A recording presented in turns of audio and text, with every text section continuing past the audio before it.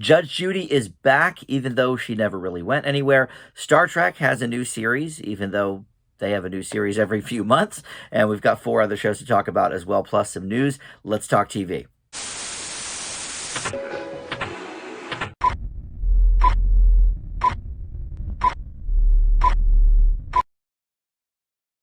Hey guys, Dan here. This is Dan Reviews It. Welcome to TV News and Reviews for the week. We've got 6 shows to talk about, and they are all just half-hour shows. Usually we mix it up a little bit, but I realized there was a handful of 30-minute shows that I had not gotten to yet, so we're going to tackle all of them, and all sort of different varieties, too. 3 of them are animated, but 1 is for kids, and 2 are certainly more adult in nature. Then you've got the new Judge Judy show, which is obviously a daytime courtroom show, and then a couple of dramas slash, I don't know, thrillers, I guess, which we don't often see in the half-hour format. So kind of interesting. And as such, I got to watch at least 3 episodes of each of these shows.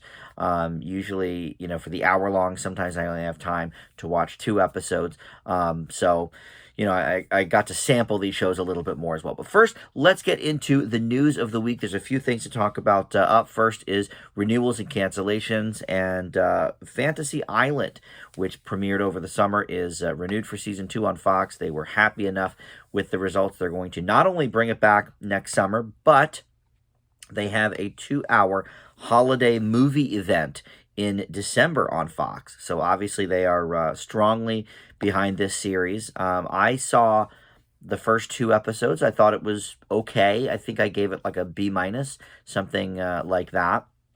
And I'm all for it. I love when summer shows sort of come back every summer, because summer really is kind of, the dead zone. It's a little bit better now than it used to be, of course, when networks just reran their old fall and spring shows during the summer. But a lot of what's on in the summer every year is competition shows, game shows, which, those are fine as well, of course. But it'll be nice to have sort of a mainstay scripted summer program, maybe for a few years. And Star Trek Prodigy. Now, we're going to review that in just a little bit, but it's already been renewed for season 2, just about a week after season 1 premiered. Paramount Plus is where you can find this, and we'll go into more detail later when I review it, but they are looking at this to possibly pave the way for a new franchise of the series in film. This is an animated show, and it was originally pitched to Nickelodeon, so it's got sort of that more youthful, audience for it. But it really is at the core a family show, and again, we'll talk about that a little bit more, but that's already been renewed. And then Tamron Hall, her talk show has been renewed for 2 more seasons, taking her through the 23-24 TV season. And this is one that I never actually got to review. It did premiere like the first week I was doing my TV news and reviews, but I focused on the Kelly Clarkson show. I don't believe at the time the Tamron Hall show was actually airing where I live. It is now, I think, but it was not at the time, so I never got to review it. But obviously ABC stations are pretty happy with how that's coming along. All right, and then 2 shows that we have ending after their upcoming season 3. So Hannah over on Amazon Prime, that will be finished after its 3rd season, which will begin in just a couple of weeks, November 24th. That is based on the movie with Saoirse Ronan from, I want to say maybe like 8 or 9 years ago. I think it was probably 2012. If I'm remembering that correctly. And I actually thought the movie was like okay, but not great. Critically it was very beloved. I thought it was all right. But I watched the first 2 episodes of this show way back when, before I was even doing the weekly reviews. But it just didn't speak to me, so I never caught up with it. But for fans of that, you can get one last run at that for season 3. And then Wu-Tang, an American Saga, it has been announced, will return for a 3rd and final season, likely sometime in 2022. It just finished season 2 last week, so Hulu is sort of not that, look, the Wu-Tang story, I guess, could go on and on, but obviously this is, a true type of story, so it does sort of have a natural conclusion. But Hulu is definitely taking after the Netflix model, it seems, of giving a show 3 seasons and then just kind of ending it where it is. And I hope it doesn't happen with some of the shows I really enjoy on Hulu. Only Murders in the Building, Love Victor, but Shrill just wrapped after 3 seasons. Future Man wrapped after 3 seasons. So not sure if that's sort of their plan going ahead, but I really like some of Hulu's stuff. I want to see 6 years of Only Murders in the Building, that's for sure. All right, moving on to things for the new season and some casting things maybe as well. So ABC has picked up a script for a show called Candygram, which is a spy drama from the creator of John Wick, Derek Kolstad. And the show is going to revolve around a street smart local who learns that her unique skill set, much like Mr. Wick, is exactly what the CIA needs when they set up shop in her Las Vegas hometown. So obviously this is a female-oriented version of Wick, and we've seen some of that at the box office in the last few years with, Atomic Blonde, for example, and some of the Netflix shows as well, or movies, I should say, Gunpowder Milkshake and Kate.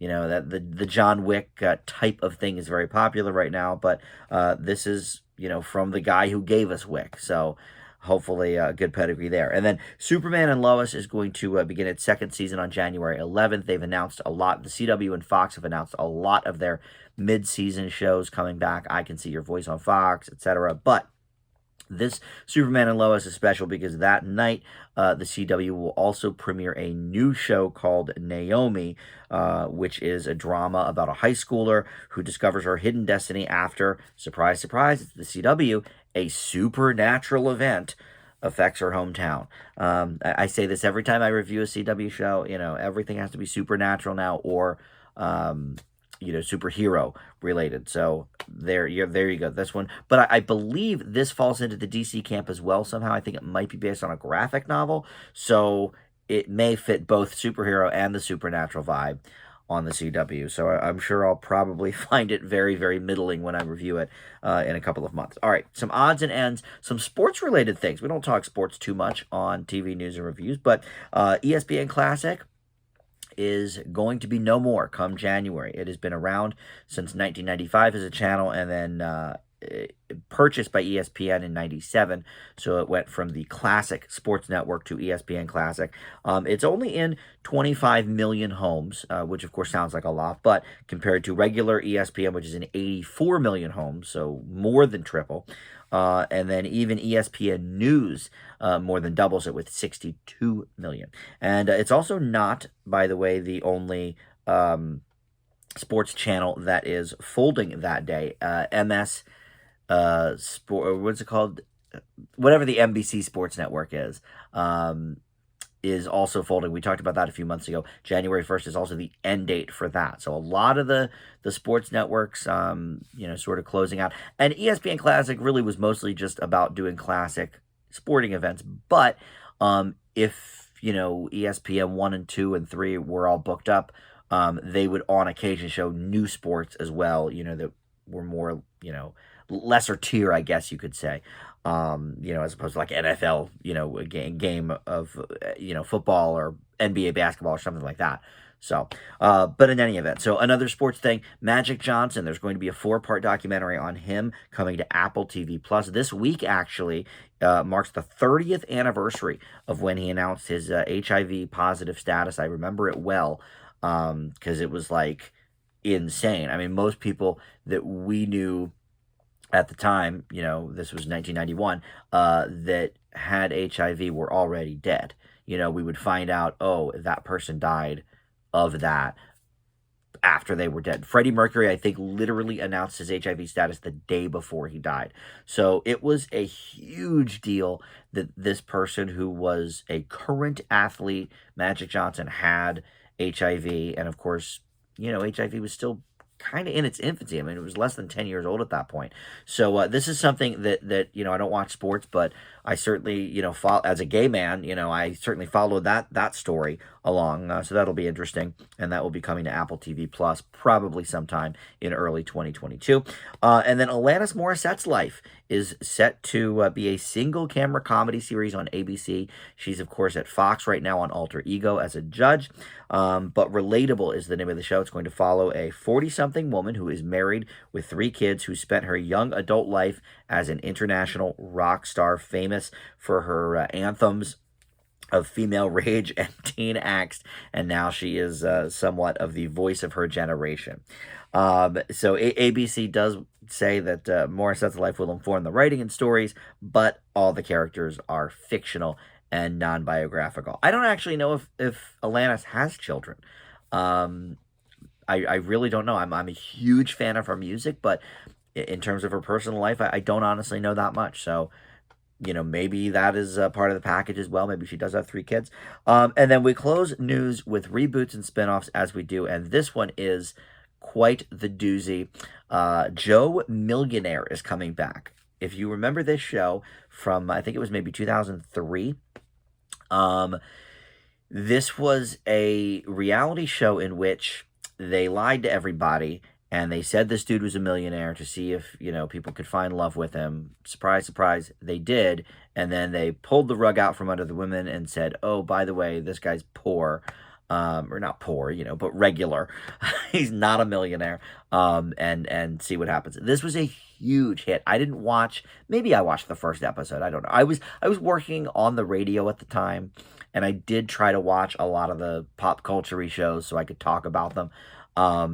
So I probably did watch, at least one of these episodes back in the day. But the finale of the show had 40 million viewers. This was a huge sensation. And then they did a second version from the UK, because they figured, well, this was such a sensation here in the US that we can't really do Joe Millionaire 2 because the women will be on to it. They will have seen the first season.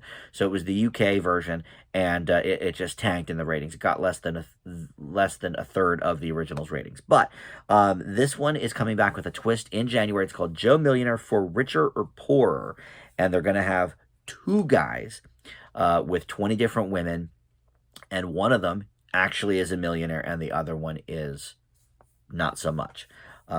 So that adds an interesting new wrinkle in, but I guess I'll watch the first episode so I can review it for you guys. I do sometimes do these dating shows, and this one I'm sure is one that people will be talking about. So we'll look forward to that, I suppose, in January, right?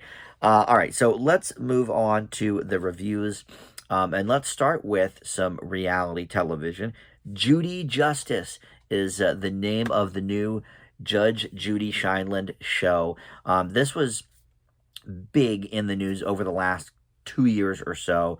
I've talked about it several times in the news, but to catch you up if you don't know, basically after about 25 years, CBS and Judy could not come to terms on renewing the show, and there was some rights issues with who owned the back catalog of episodes. And, going out on top because Judge Judy, once Oprah left the airwaves, Judge Judy was the uncontested #1 show in daytime, besting Ellen and besting any of the other courtroom shows and all of that, with about 10 million viewers per day, which in this day and age is insane. So CBS decided basically, look, we love you, Judy, but you are by far the most expensive person in television, not just daytime, in all of television. Judge Judy makes more money than anybody. And so they said, we got to cut our losses here.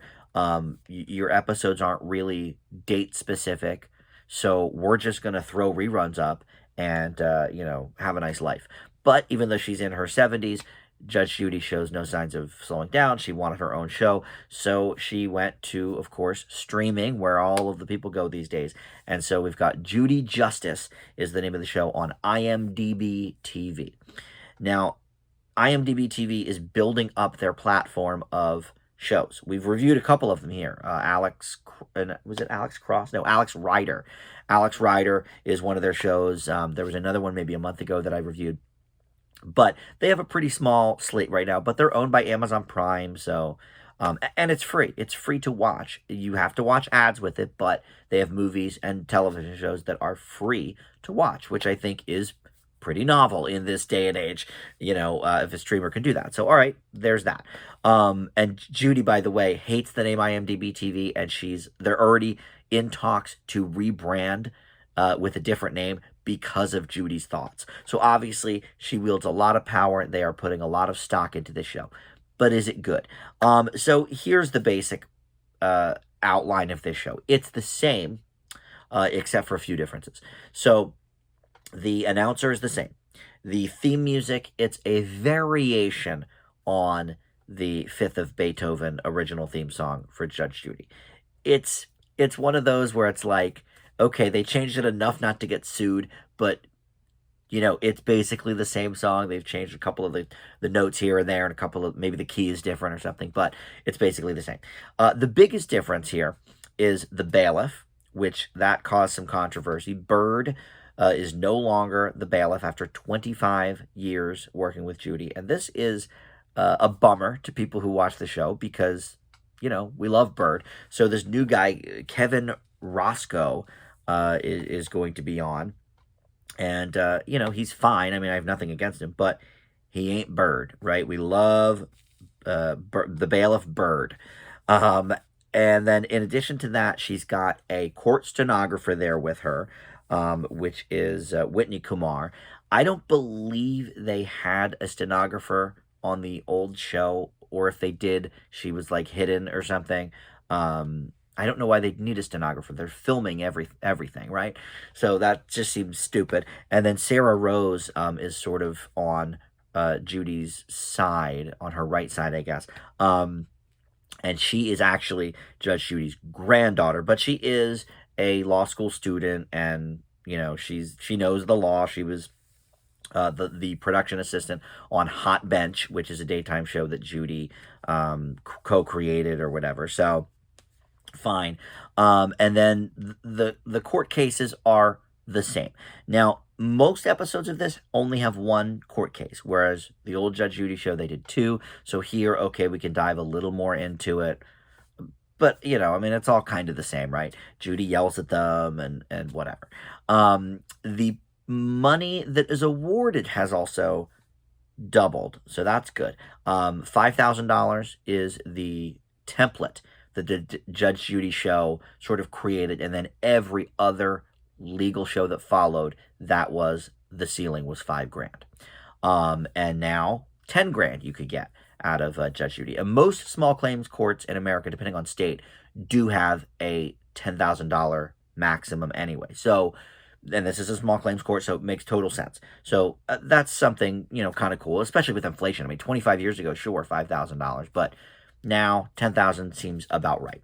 Another irritating part of it, though, is that at the end, they have Judy in her chambers with her granddaughter, Sarah, discussing the case, and, oh, well, here's what, we got out of this, and, oh, well, never lie, on your rental application, whatever the case is. And it's so superfluous, it's so pointless. And then Sarah, her granddaughter's just like nodding there, like, you're right, yeah, that's what we learned, all right. It's real stupid. So look, bottom line with this show, if you are a Judge Judy fan, you're gonna get most of that here. I mean, you're not going to be turned off by it. I watched 4 of them right in a row, and I was like, okay, this is fine. I feel like for the most part, I'm watching the old show because, of course, Judy herself is the main attraction, and she's no different. She changed the robe. It's a magenta robe or something now. Okay, fine. But at the same time, CBS is still syndicating old episodes of Judge Judy, which are not dipping that much in the ratings. They've gone from 10 million to like 8 million daily in the ratings. So people are still loving the old Judge Judy. So are they going to seek out this new show with these changes? I don't know. Probably not. For the Judy purist, I think you got to go Judge Judy.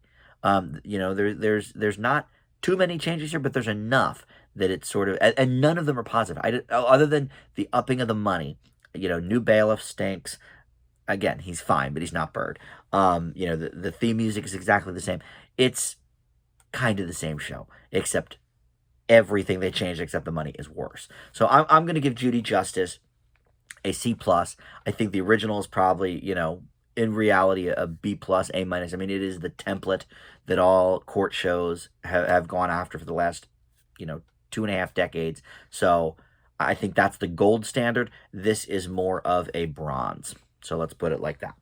All right, so up next, we're going to talk about Star Trek, not Discovery, that's a different show. Star Trek, they have so many shows. Star Trek Prodigy is the name of the show, and this is, as I mentioned up top, a Nickelodeon production, and it was originally scheduled to air on Nickelodeon, and they decided, well, we've got enough Nickelodeon stuff for the kiddos on Paramount Plus now. Let's put it on there and try to attract some eyeballs to that. Here's something I was just thinking with all these streaming shows, because everything we're doing this week is streaming. And, the Judge Judy comparison, I think, holds up well as this. When I was a kid, I would just watch what was on TV. I don't know if I had to, specifically seek things out, would I find them. I feel like for a kid to watch this show, who it is designed for, it's good for families, that's for sure, but it's a Nickelodeon production. I think its basic audience is going to be tweens, basically.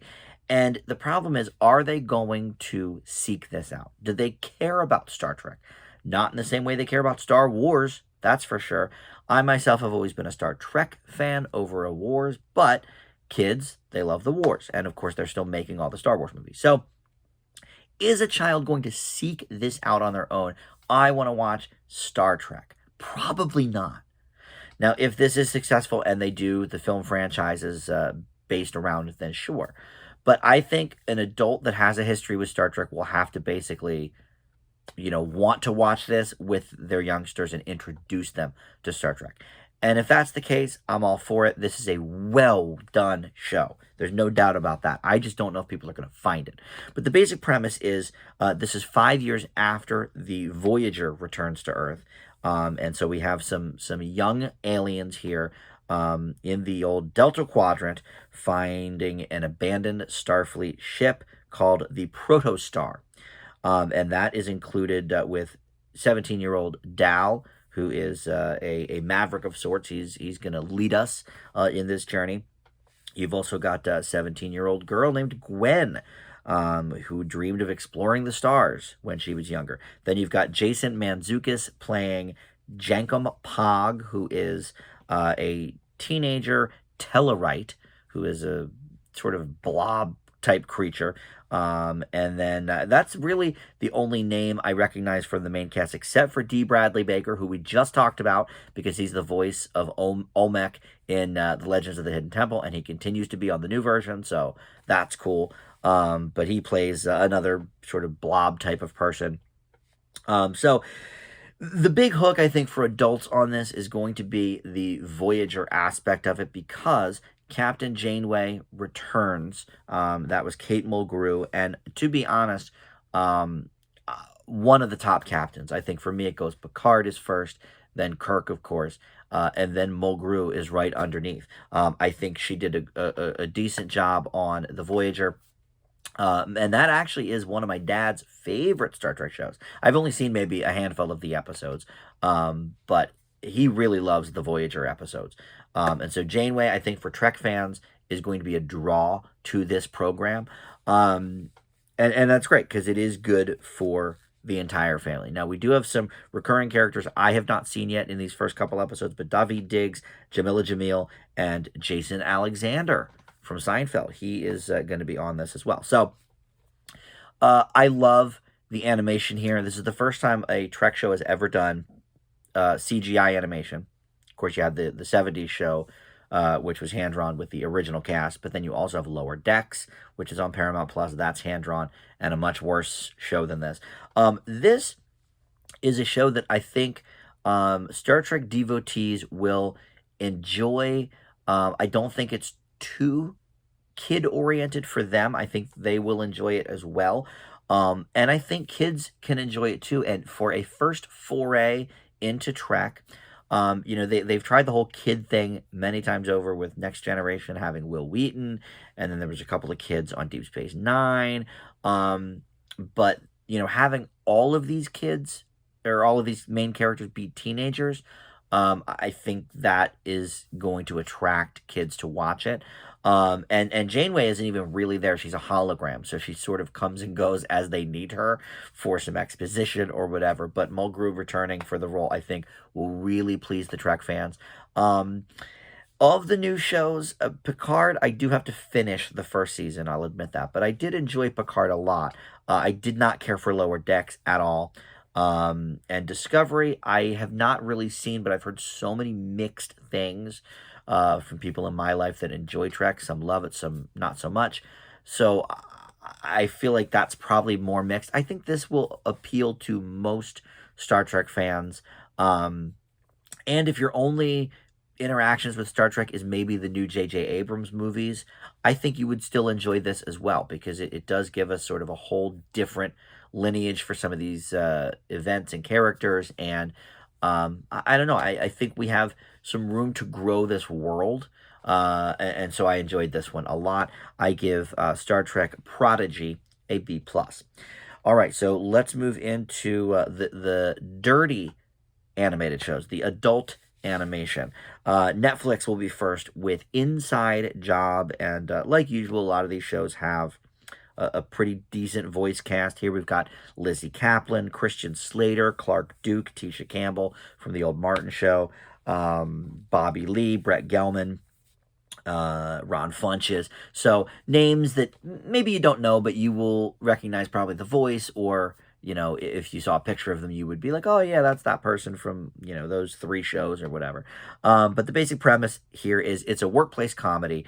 But the hook is basically it's set in a world where every conspiracy theory is real. And it's centered on this shadow government organization called Cognito, which is trying to control the world. And Lizzie Kaplan plays Reagan Ridley, who is this tech genius who works at Cognito. And her dad, played by Christian Slater, is this former CEO of the company who is super paranoid and is constantly trying to expose and blow up these theories and reveal what's what. And then you have Clark Duke, who is the new young upstart from Washington D.C., who has not a ton of talent, but he's got this spirit that everyone wants to be around him and listen to him. And he's sort of played a similar role when he came onto The Office. Clark Duke did in the very last season. He played Plopper. That was the other guy. But anyway, Clark Duke was in that season, playing a similar character. But anyway, this is a pretty funny show. We talked last week about 10-Year-Old Tom and adult animated shows with kids at the center, and we're going to get to that next with Fairfax on Amazon Prime. But this show is one of these that's like just silly enough, that you sort of go along for the ride, because the plot is laid out so clearly in the first 5 minutes or less of the first episode that you're just either going to be on board for it or you're not. And if you're on board for it, the jokes are funny. The characters are pretty well described. They're at this point, I'm 3 episodes in. They're a little stock, I suppose, but we're sort of they're definitely clear and concise about, okay, this person is this person does this. And the pop culture jokes are flying fast and furiously. In the very first episode, they're basically taking the president out and replacing him with a robot. And it's funny stuff. And the time for this is pretty good, because everybody's, of course, whatever side of the political spectrum you're on, there's some sort of conspiracy going on, right? Whether it's about vaccines or, the infrastructure bill or, whatever. I think we're all a little leery of government right now. So I think this works in that favor as well. I had a good time watching these few episodes. I think I got through 3 of them. And I like Lizzie Kaplan, by the way. She doesn't get enough credit, but she always shows up, and she's always funny in everything she does. Although I guess in Masters of Sex, maybe she was more dramatic, but I didn't watch that. But in any movie or show where she pops up, she's just always a good time. So it doesn't surprise me that she is a strong lead here as well. So I give Inside Job a B+. All right, next and last for our animated shows, we go over to Amazon Prime for Fairfax. This centers on 4 middle school buddies on their quest for fame and likes and follows on Instagram and all of that sort of stuff in this place called Fairfax Avenue, which is, I don't know if it's real or not, to be completely honest, but it's in LA. It's sort of a hip neighborhood. And again, well, from the kids, we don't have too many famous people. The only person I really recognize of the kids is Skylar Gisondo, who sort of always plays this nerdy character. He did it in the Vacation movie with Ed Helms. He did it in Santa Clarita Diet. He always plays that sort of little dorky kid, and here he plays the same. But the adult cast features John Leguizamo and J.B. Smoove and Colton Dunn from Superstore. So a lot of names that you would recognize from that.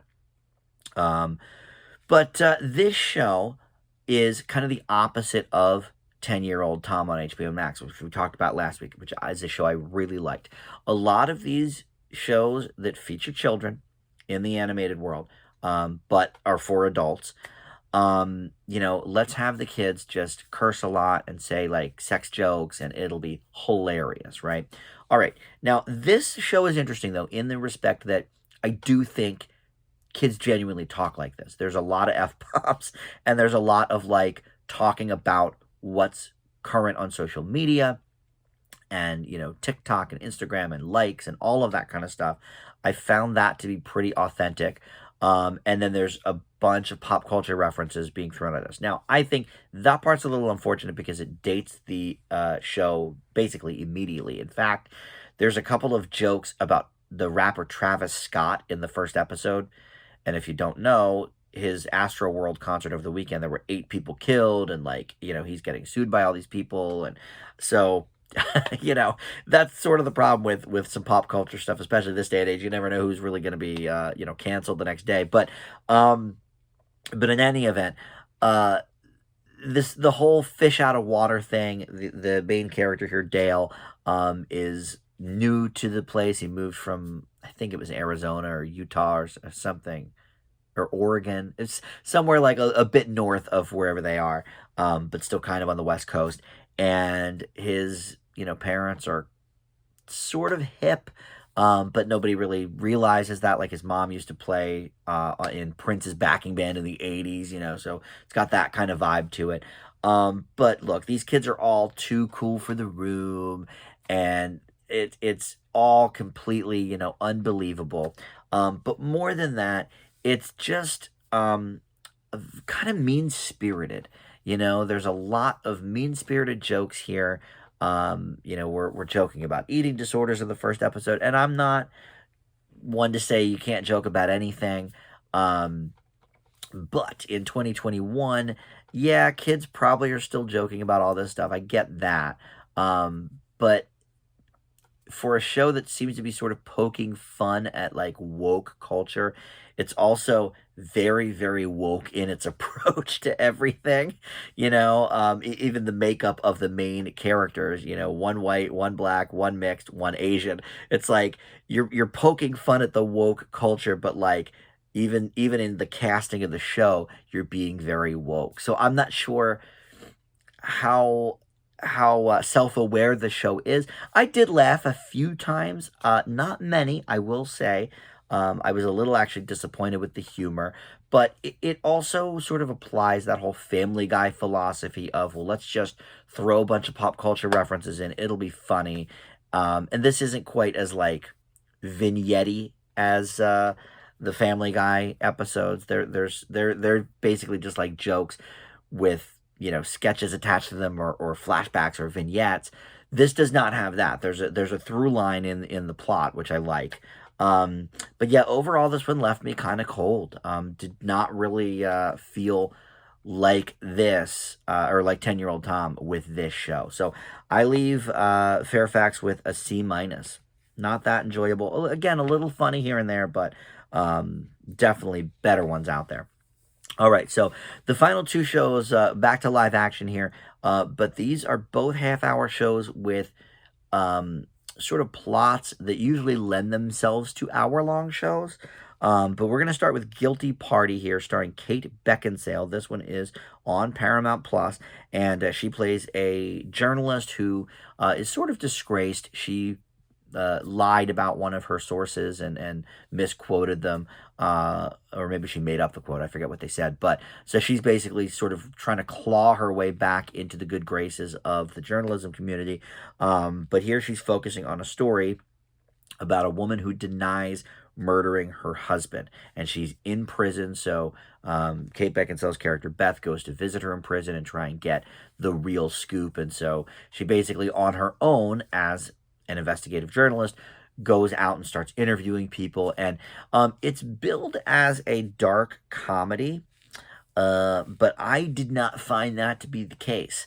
I think this is pretty dramatic. I mean, yes, some of the characters that she meets are maybe a little bit humorous in the respect that, like, wow, these people are, total messes, or they're drugged up or whatever. But I don't, I didn't think laughing at them was appropriate, more than I just felt like, okay, people are actually kind of like this. Like, maybe we can laugh at them, but in the context of this story, I don't know, it all seemed more dramatic than any kind of dark comedy. So I would say this falls more into the drama camp, maybe even mystery, because of course she's trying to figure out what really did happen with these people. Um, the problem with this is it's odd that it's a half hour, and once when the and I didn't realize it. Paramount Plus doesn't really have like the ticker at the bottom of the screen to see how much time you have left unless you specifically hit it. So I actually was unaware this was a half hour show. So when the first episode wrapped up, I was like, wow, that time flew by. And then I looked, it was like 28 minutes or whatever. Um, I watched three of these, and I felt like this is a show that actually could have benefited from the hour long format. A lot of these streamers now are doing like hour long type shows in a half hour format. Apple TV Plus has a few of them as well. Like, I think Truth Be Told might be a half hour. But I wish they actually would have fleshed out the characters a little bit more, or at least the relationships, because this Beth character has this husband who I don't know if they're going through a divorce or what their story is. They don't really spend enough time giving us that information. But maybe they could explore that, and how her being a disgraced journalist is affecting that, and X, Y, and Z. We could have gotten much more of that. So as a result. And I love a half hour show. And I remember thinking, well, that's novel that it's only a half hour with this kind of concept.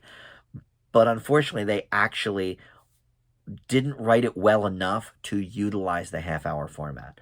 They have given us little chunks of the story here and there, but each episode is almost an entire, like, one person that we're going to interview and track down and whatever. I would have liked to see a more even spread with that. So I thought this was okay, and Beckinsale does a decent enough job here, but I wish there were more there. So I leave Guilty Party with a C. Finally, we've got The Girl in the Woods. This is over on Peacock, and this actually could have gone well with my sort of spooky shows that I did a few weeks ago, because I believe the first two episodes had come out by then. But this is set in the Pacific Northwest and follows a young girl named Carrie who escapes from a cult in the woods, basically. And it's but there's a supernatural element. It's not just any old cult. It's a cult that guards the world from monsters hidden behind this interesting, mysterious door in the woods. So I watched again here the first three episodes, and these are all pretty much up and coming people. I didn't really recognize any of them. Stephanie Scott, Sophia Bryant, Misha Osherovich play the three best friends, the girl that escapes, and then the two gals that she meets. Well, actually, one's non-binary, I should say that. But one of them is a girl, and so they play the trio trying to basically reassimilate this girl, Carrie, into society, while also finding out what the F's going on with this cult, with the demons, with the door, all of that kind of stuff as they're learning more and more as we go along. The acting in this is not good. This is one of these where, maybe if the script was a little bit better, it could overcome some poor acting because you'd be so invested in the story. But the script is a bit scattershot as well. They don't quite explore the themes well enough. I felt. I liked the three characters. The girl that escapes from the woods, the other girl, and then the non-binary person. I feel like they explored their characters fairly well, and I like sort of the three of them together, and how they're learning, teaching Carrie to cope with things in the real world, and sort of explaining things to her while she's explaining things to them. Like, I liked that part of it, but everything else, and they're not that great actors and actresses to begin with, so it's like they can't really elevate it. But that's sort of the strongest part. But I think the hook is the cult itself and the monsters behind the door and all of that stuff, which they've just sort of barely scratched the surface of, which I think is weird because, A, it's a half-hour show, and B, it's on streaming, so there's only, I don't think all the episodes are up now, but they might be, but there's only like 8 or 10 episodes, so unlike back in the day when, say, you would have Buffy the Vampire Slayer or something be an hour-long show with 22 episodes a season, we don't get that, so we are at a loss, I think, as an audience of like, okay, well, give us more about the monsters, this is the hook for the show, like, bring us in to this world, and they just don't do that, and it's unfortunate. I think if the acting were a little better, maybe we could have balanced that out, but it just doesn't happen here. It's a bit low budget, and certainly it's reminiscent of shows like Buffy that have that, teen supernatural angle, but of course that is the pinnacle, so it's hard to compare. But even compared to like a CW show, I don't think the acting is here. It's really not, nor is really the intrigue of the story because they're just not exploring it enough. So I didn't really care for this. I leave Girl in the Woods with a D+. All right, so that's going to do it. We got through all 6 of those shows. Next week, we are going to have, let's see, Head of the Class. The reboot has just premiered on HBO Max, so we're going to talk about that. I'm a little bit intrigued about how that's going to be because I didn't realize people remembered the original so fondly.